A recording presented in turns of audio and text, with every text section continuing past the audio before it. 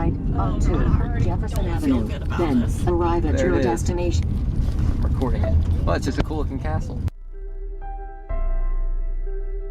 I don't feel any, like, weirdness. Like, the guy who first came to prison here, he looked at the place and said, I'm not going in there. Like, as if he was really afraid of just the wall.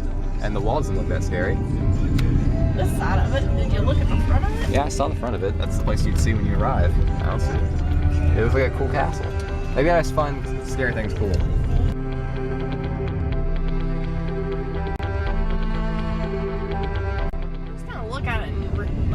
But like, they probably didn't keep that up to par far after the 1800s, early 1900s, whatever.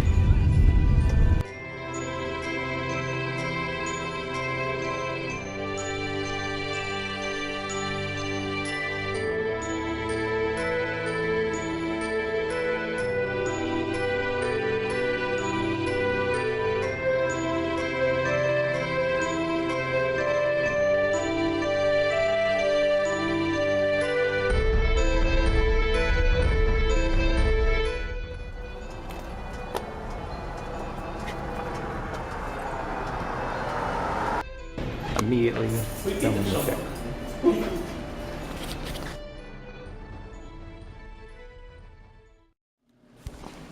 So the village fund, they ordered that and we'll look at that.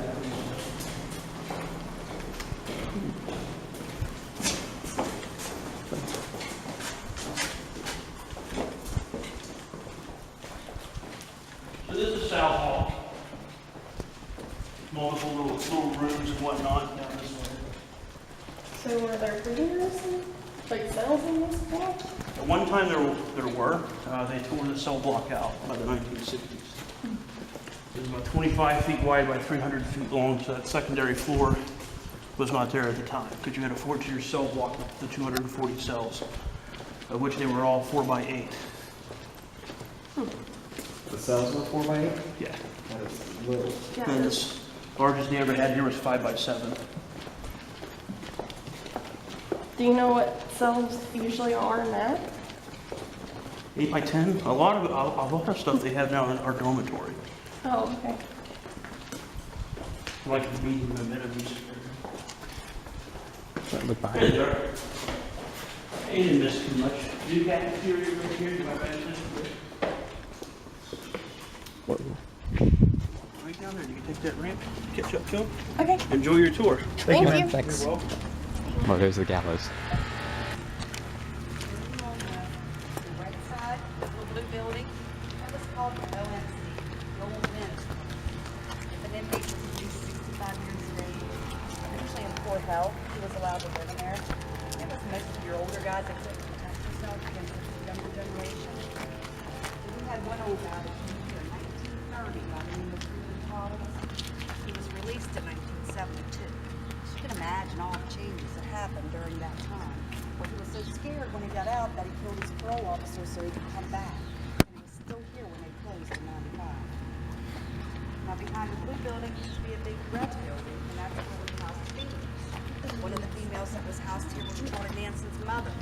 When he was 6 years old, she was sentenced to the West Virginia Penitentiary. If you look in our museum, you'll see a letter from him requesting to come to this facility because that's where he's from. This is where all his family is. But we never did take Charlie. He actually grew up next to my husband's aunt. She has pictures of them playing together as kids.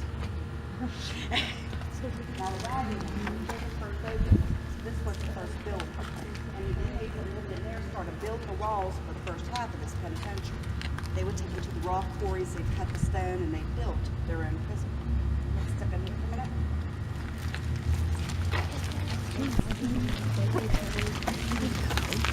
When you were little? Yeah. Telling people that. You used to be my best friend. Step down and look up.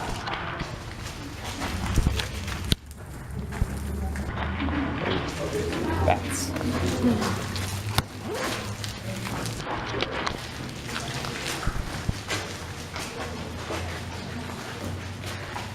If you notice the trap, they believe the first few hangings took place in this building. And when they had these hangings, it was open to the public. People used to come from miles just to watch the hanging.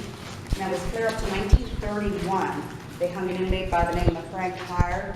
When they hung him, he decapitated. So after that, it was closed to the public. But we had another hanging here in 1938, an inmate by the name of Orville Atkins.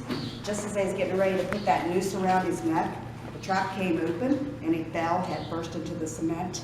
It didn't kill him, but it injured him pretty bad. So they put him on a stretcher, carried him back up and hung him. Oh my gosh. Now, with this being the oldest part of the prison, this is one area that we ask you not to go up for your own safety. The steps are bad, and it's even worse up there. So don't go up the steps, okay? This handle is not going to do anything. I just watch people pull it all night long waiting.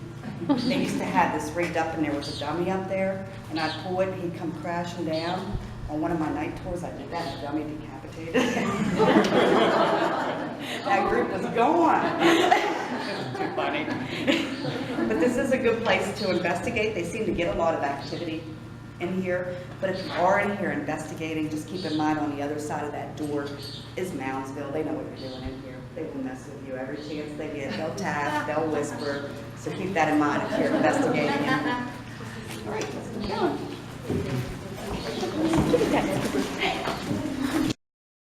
House was. It's where the gallows was and later on the electric chair. But after the death penalty was abolished in '65 in West Virginia, the inmates didn't want to look at that death house anymore. So they got a petition together, took it to the warden, asking if they would tear down that death house. And they honored that request and tore it down. Now you're about to enter North Hall. This is maximum security of the penitentiary. This is where your most violent inmates were housed. When they would take these inmates out for the rec time, they'd put them on one of these basketball courts, usually 6 to 8 at a time, and that was it. Yeah. Oh. Prisons.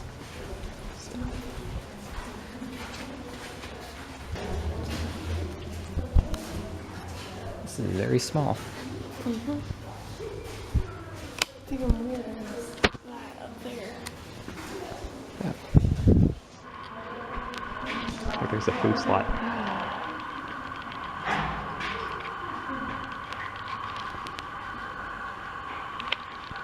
Gather up in this side. You don't have to line up like perfect little inmates there. No inmates started in this part of the penitentiary. It's mostly for the inmates that didn't behave. They were sent to North Hall, and they had to spend 22 hours a day in these cells. They were fed through the hole at the bottom of the cell door.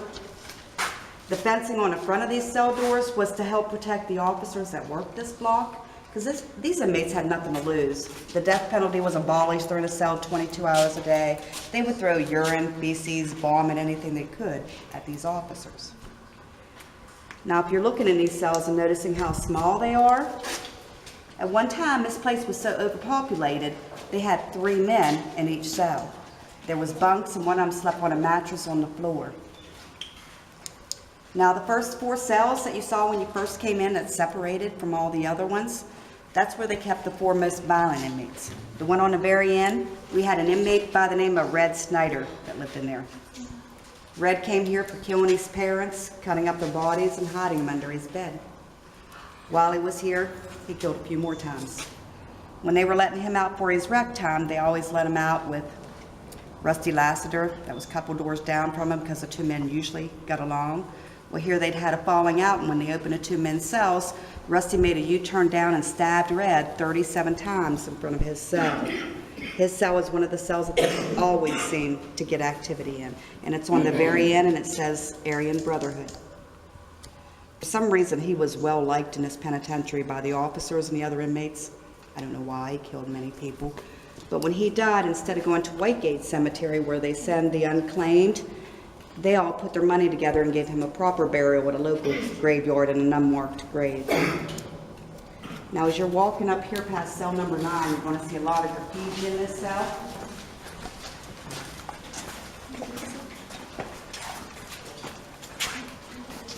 This man's out and actually walks the streets of Moundsville now. But one thing they found after the prison closed was a hole in between these 2 cells. Considered a handicap cell.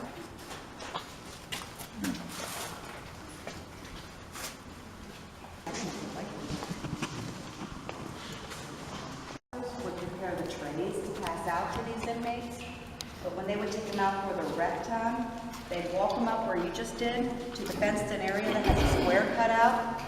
The inmates would have to take their clothes off, hand it to an officer that was stationed inside so he could check everything, give it back to that inmate, and then let him go back out for that 1 hour rec time. But when he came back into the yard, he had to go through that whole process again in case anybody slipped him anything while he was out there.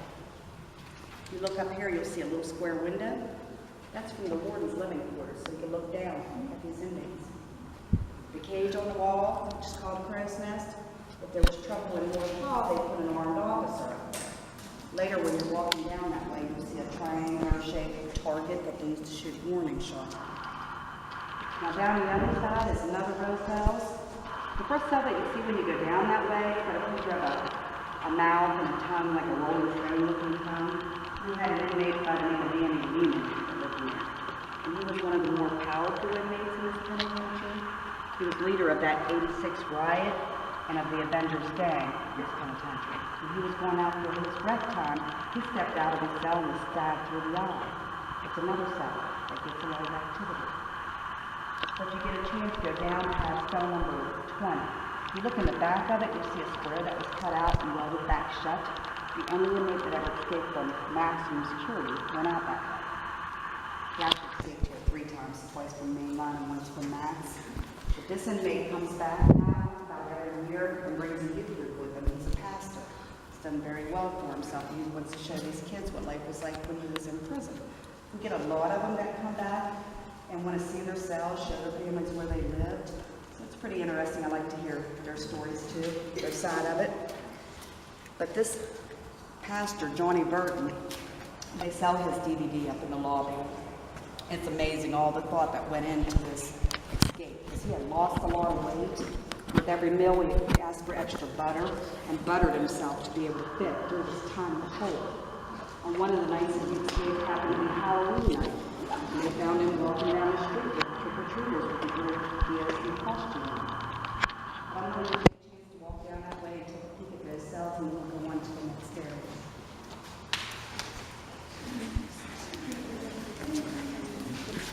I don't like this. You don't? Yeah.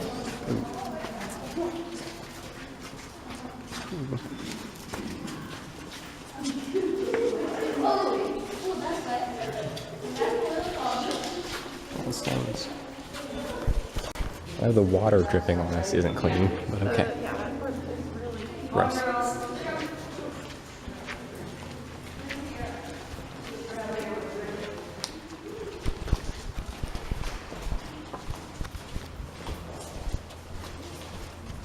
All right, you're standing in front of the wheel. This used to be the main entrance of the penitentiary. It was installed in 1899. There was an officer on the other side that used to control the wheel. He would turn it whatever direction you needed to go. One side was where the offices was, and on the other side was the old visitation area. That's when they used to stand up and visit. And up these steps would take you to the warden's living quarters.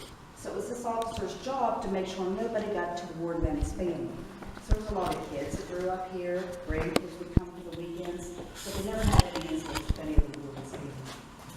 Now, if you ever get a chance to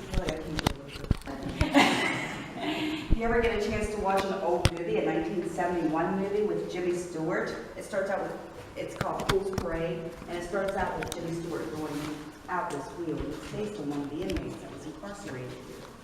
Another old movie is a 1955 movie, Night of the Hundred with Robert Mitchum, and it's based on one of the inmates that was executed. And of course, there's been several ghost shows. I'm sure you've probably seen a few where you wouldn't be in prison on a Thursday night. We're going to head out to the porch. I need a strong man to open this door. Come on, strong guy. You can do it. Yes. Thank you. You're lucky I had a strong man. Walk out this way. All right, the next place that I'm going to take you is underneath this admin building to the hole. We had an inmate that lived down there by the name of R.D. Wall. He took care of the boilers. That was his assigned job. He was also known as a snitch in this facility. The other inmates hated him. One day in '79, Oh, it went away. Laser. Oh, okay. It's like a green laser. don't do that. But one day in '79, a bunch of inmates snuck down there and they slaughtered R.D. Cut off his hands, they tried to decapitate him. It's one of the places that gets the most activity in this penitentiary. If you watch any of the ghost shows, this is where all those TV people freak out. If you saw the episode of Ghost Adventures with us on it, and Zach saw his breath and almost cried like a little girl, it was down underneath here. I gotta watch it. So what is that green light over there? What is that? Yeah, that's what she saw. She thought it was inside the yard. I have no idea what that is. Come on, you turd. Thank you. But I will tell you, before we go down there, I said there was a lot of bats in this building, and I think that's where they all live. So you need to be very careful while you're down there. I've been hit with them 100 times. And let me tell you a little bat horror story. Before I let y'all in, I always walk through the place to make sure no one's going to trip over anything. And one night when I was doing my walkthrough, I was down in North Hall and somebody left the light on from the day tours. So I went to hit that breaker, turned around, and a bat flew in my mouth. Did you go straight to emergency? No, ended up getting rabies shots the whole bit. That's fine. She's a German. But anyway, keep your mouth shut. Let's go. I got it. Yep. They're wet and they're slow. Be careful. Careful in a step. Whoops, sorry. Not short people friendly. They're not. Ooh, this stinks now. Yes, wet. I just jumped. What, there's a bat?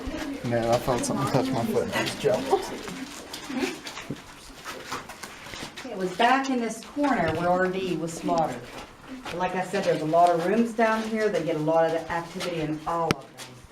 They think in the earlier days, this is probably one of the areas that they would bring the inmates down here and torture them. There was a couple torture devices that they know that I know that they used in this facility. Kicking Jenny was one of them, where they'd strap them down and beat them. And they think a lot of that could have happened down in this area, which would make sense why they get so much activity down here. The bats aren't too bad right now, but later on they will be. I had a group here one night on Halloween night. The people that does the advertising for my haunted house gets to spend Halloween with me. And it was a bunch of younger people with their chaperones. And they had a bunch of chairs and they were all in a circle sitting around asking questions. I went back to the lobby and next thing you know I hear them all running down the hallway toward the lobby. So I knew something spooked them. And the adult of this group started telling me they were asking questions and they asked, "Are you mad that we're here?" Well, a brick or something fell somewhere and scared them all to death. So that's why they ran back. But the adult said, "I'm telling you right now, I broke one of your chairs and I knocked all the other ones over and I ain't fixing them." I said, "Don't worry about it, because I see this happen a lot down here. The chairs will fix themselves." He said, "No way, go look."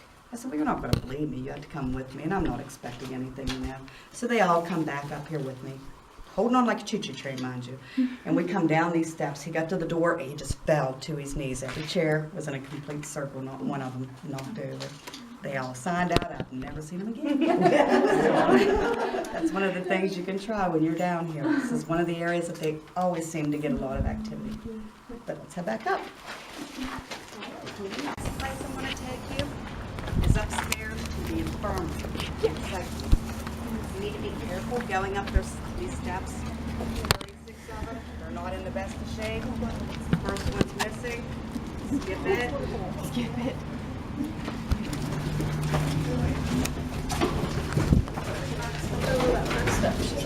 Okay. I will not step on it. Yes, stay with us. Best thing in the world.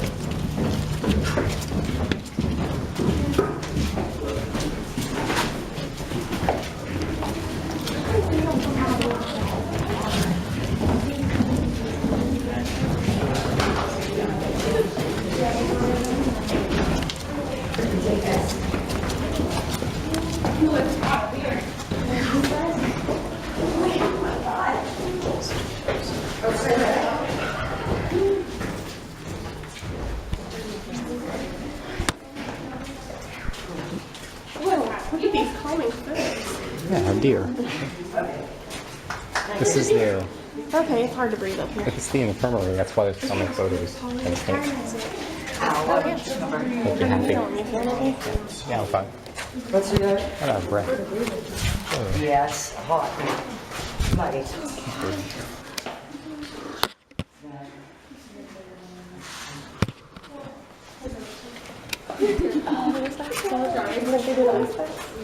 Everybody else step?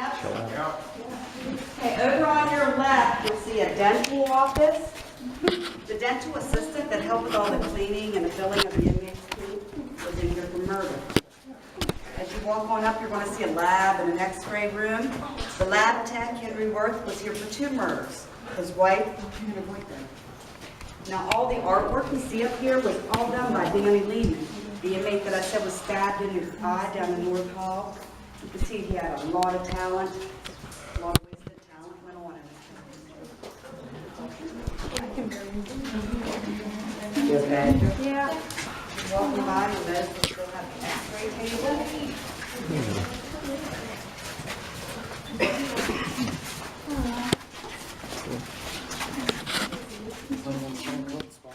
It was lined with beds, mostly older inmates, and a lot of them that did die up here.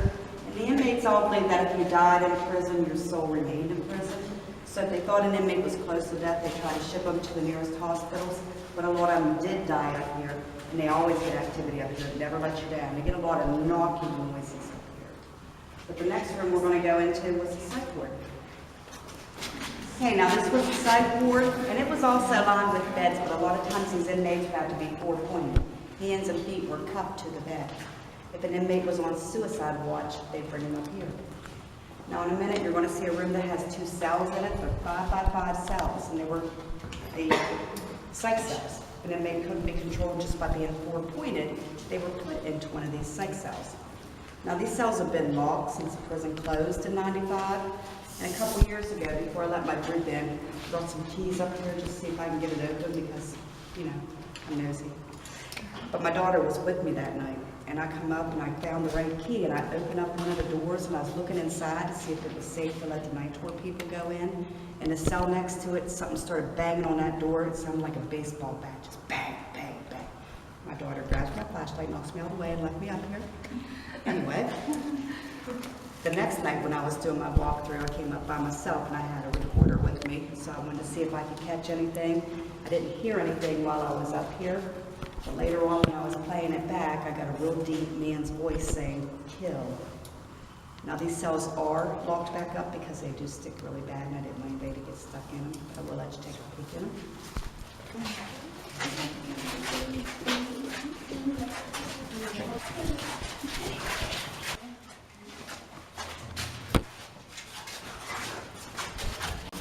Last room on your right, I used to work for the prison doctor, prison coroner, and he used to call that room the rubber room. It's not padded or anything, but he said if an inmate needed to be calmed down, they would take him in that room, and that's where they give him shots of Thorazine or whatever it took to calm that inmate down. It's another room that seems to get a lot of activity. It seems like up here the people that work in the medical field get the most activity. Oh, thanks for that. Is that you? Yeah. That's where you need to be then. They get up here and they start saying, "Do you want your meds? Do you want your Xannies? Do you want some Oxys?" And they get responses. They get banging noises. So they can use you as bait. Let's use you as bait now. I want you to ask some questions and everybody else turn their lights off. See if you can get them to make a banging noise. Lights out. Turn off all lights. Oh, no. Hey, bait, let's ask some questions.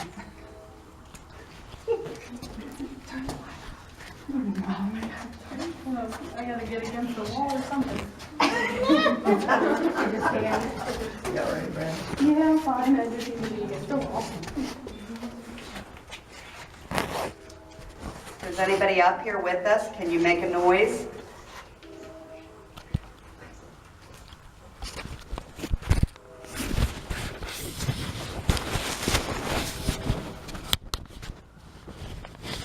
You want your medication? Can you bang on something?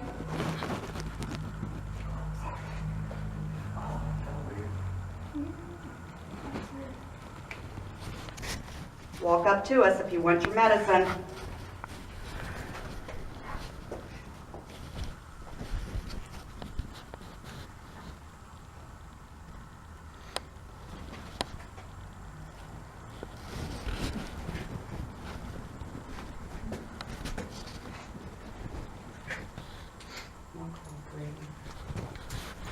All right, now walk back down these steps, a few more places.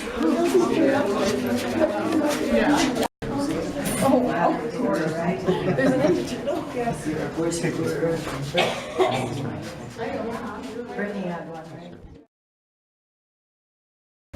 Yeah, I see. Oh, I was gonna say, did you see that? You're out on the main yard now. Mainline population. Be out here from 7:30 in the morning till 10 o'clock at night. This is where a lot of the beatings and stabbings and murders would take place. The church behind me was called the All Faith Chapel. It didn't matter what religion the inmates were. They had rabbis, priests, swamis. They made sure all their needs was met inside that chapel. At the lower end, there used to be a baseball field, and outside teams could come in and play the inmates. At one time, we had the Pirates come down and play the inmates, and they lost. The white around the bottom of the walls was for visibility purposes. The inmates all wore khakis, so they kind of blended in with that wall. So they painted that so they could see the inmates better, plus they had to stay at least 3 feet away at all times. The next place I'm going to take you, you've probably heard of before, the Sugar Shack. The paint scheme they chose down here. Okay, the area that you're in right now, at one time this was solitary. They had cells that were separated by real thick fencing, and the only thing in that cell was one stone toilet and no way to flush it. There was a button on the outside, and you flush maybe once or twice a week.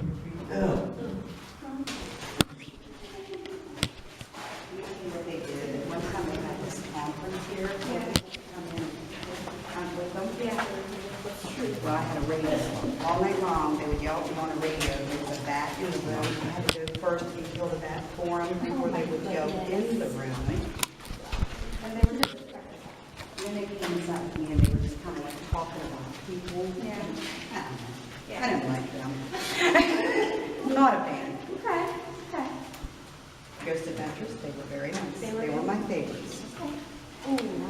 All right, you're now in the Sugar Shack.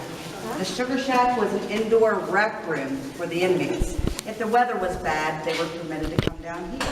And they had a couple pool tables, some ping pong tables, but there could be close to 300 inmates in here unsupervised. The inmates called it the Sugar Shack because they said it was a sweet place to be. This is where a lot of the rapes and consensual stuff would take place. Now, all the artwork you see in here was done by the inmates. Everything except for these Mothman characters. Years ago, we had the TV show MTV Fear. You're all probably too young for that. But they were like our first TV show, and they painted those on our walls to make our prison scary. For that reason, they'll never be allowed back in our penitentiary again. Last weekend on one of our tours, we saw where somebody wrote in one of our cells, and we're finding ways to press charges against them, so don't do that stuff. But anyway, down here they get a lot of activity. Down here they see shadow people. They pick up a lot of EVPs, but if you're down here investigating, just be careful because you're right below the lobby. You will hear each other up there walking around. And we do use this for Halloween. So back in this corner there are some zombies. I don't want anybody to get too scared when they see them. Just don't play with my zombies. But during the haunted house, we use the Sugar Shack as part of the haunt. And they come in this door down here, and they go out the door that y'all come in. A couple years ago, I was standing at the door when the group started coming through. Of course, we have strobe lights and fogs. Everybody looks like shadows to you. But the group went all the way through the Sugar Shack and was going out the other side when this man left his group and walked back to where I was standing, maybe 6 feet in front of me. And I said, sir, you're going to have to turn around and stay with your group. He just disappeared in front of me. It was a shadow of a man. So down here is a good place to investigate. All right, let's head back up.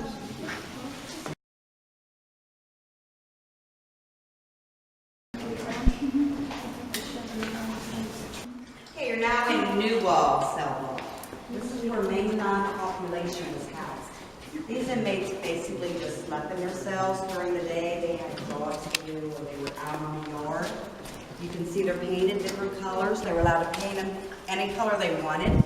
They wasn't allowed to use red because they wanted to be able to see blood, and no darker than a dark blue because they wanted to make sure they could see that in the blood. You can see it's 4 tiers high. You go to these upper tiers, you just need to be careful while you're up there. There's been several men thrown from those upper tiers. A couple jumped themselves from those upper tiers. Now, when I'm doing my walkthrough, everyone always asks me what's the most scared I've ever been in this penitentiary, because I've been here for 15 years.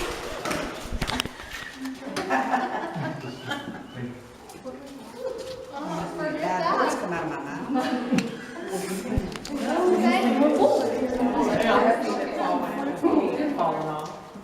Alrighty.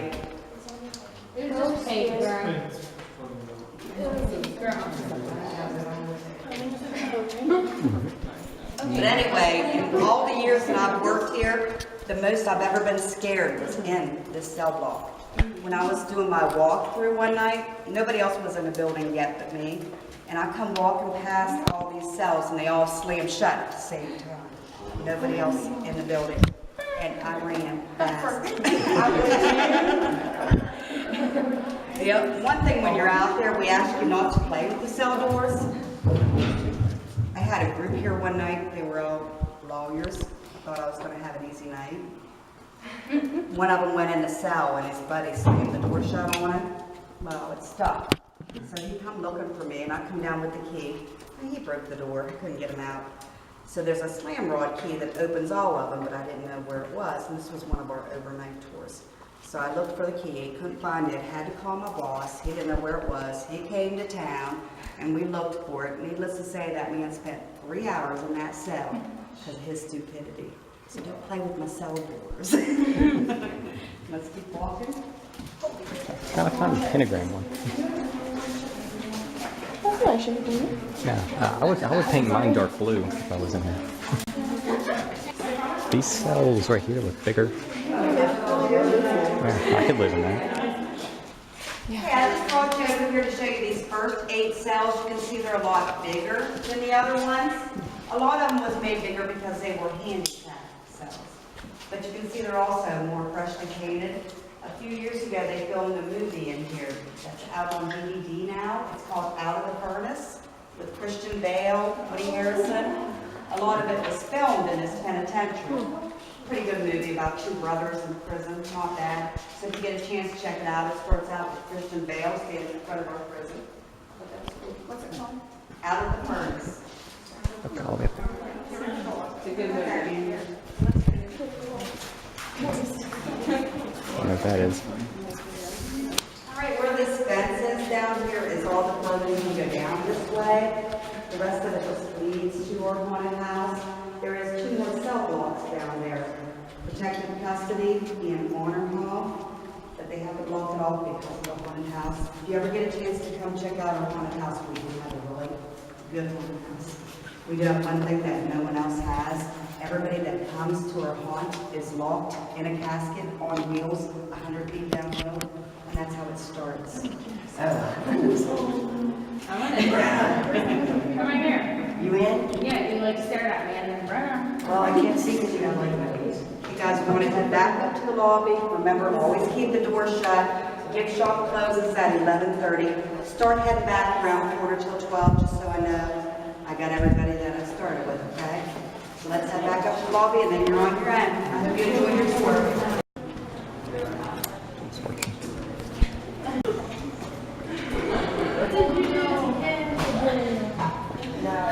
Wait, we're in the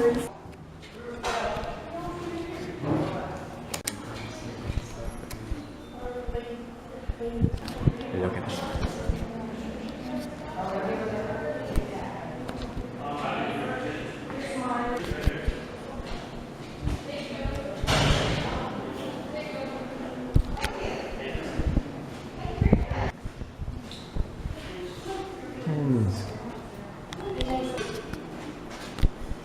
There's the gorge. That's the guy that was murdered.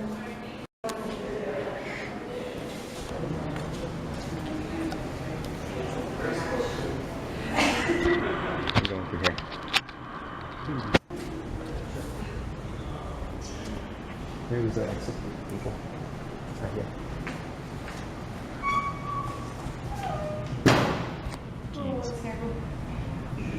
85 by hanging, 9 by electrocution. Right, here's the noose. I got a noose. Look at the noose. 13 knots. Noose.